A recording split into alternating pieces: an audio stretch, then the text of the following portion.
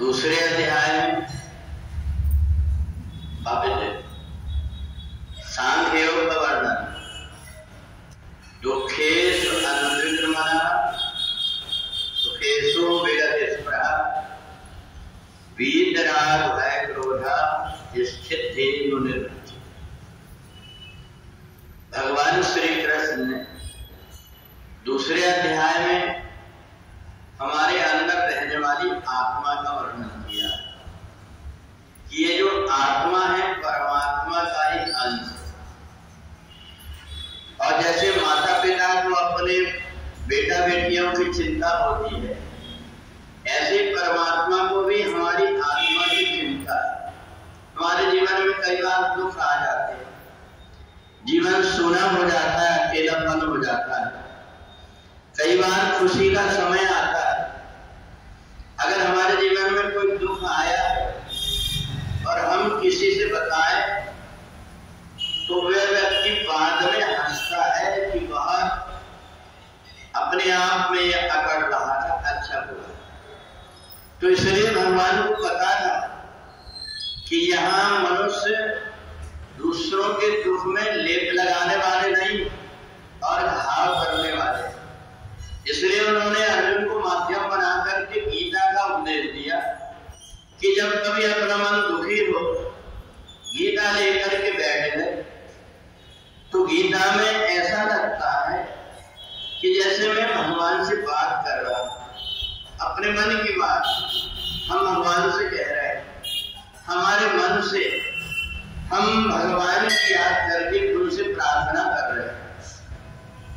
और जो 10-11 श्लोक के हम जो स्तुति करते हैं भगवान की 11वें अध्याय में, उसमें हमारे हृदय की बात परमात्मा से कहते हैं कि आपके अतिरिक्त हमारा संसार में है कौन, हमसे ज्यादा हमारा अच्छा और भला आप जानते हैं। आप सारे संसार के मालिक हैं, इसलिए हमें कोई रास्ता बताइए। जब व्यक्ति जीवन में अकेला भटकते रहता है तो ये गीता उसको आत्मबल देती है कि मैं तो हूं तुम्हारे साथ। तो इसलिए गीता का ज्ञान हमें आत्मा से भी साक्षात्कार करा देता है। हमारा जो मृत्यु का भय है वो भी छुड़ा देता है। भगवान कहते हैं तुम मृत्यु से डरते क्यों? ये मृत्यु नया जीवन, मरने के बाद तुम कहीं जाने वाले नहीं हो। न जाए तेग मृदेवा कराचिन नाया भूतवा भविदावा न भूया।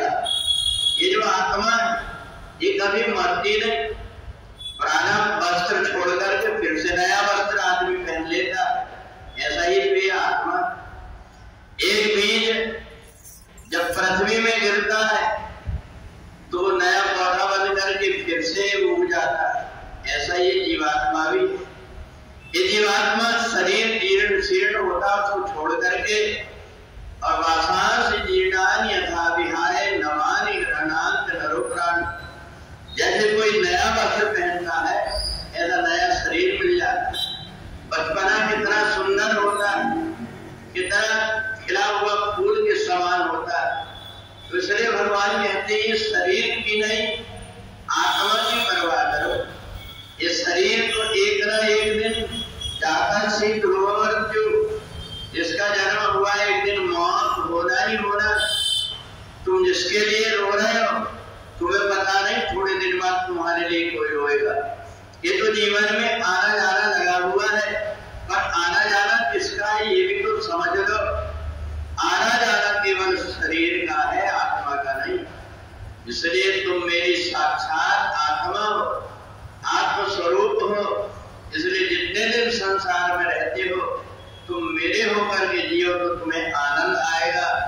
संसार के लोगों से तुम कितना भी धन जोड़ करके रख लो, एक दिन जिन बेटा बेटियों को अपना कहते हैं उनको ही तुम्हारी कोई आवश्यकता नहीं होगी। इसलिए वो भाग्यवान व्यक्ति है जो अपने माता पिता का ध्यान रख करके उनकी सेवा करते हैं। जो व्यक्ति अपने माता पिता की सेवा करते हैं उनको कभी संतान के द्वारा पितृ दोष नहीं होता। और नहीं तो माता पिता जिनके अपने बेटों के कारण दुखी होकर के प्राण त्यागते हैं उनको पितृ दोष के कारण कितना